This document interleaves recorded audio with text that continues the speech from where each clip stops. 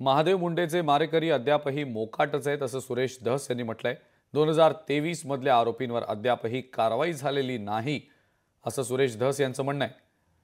महादेव मुंडे यांच्या नातेवाईकांनी धस यांचे आता आभारही मानलेत।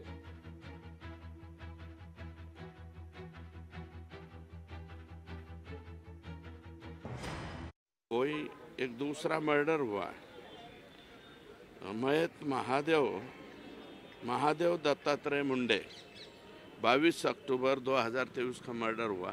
अभी तक उसके आरोपी पकड़े नहीं गए और वो पूरे के पूरे आरोपी परेली शहर में घूम रहे हैं और हमारे एसपी ने अभी तक उनको अरेस्ट नहीं किया।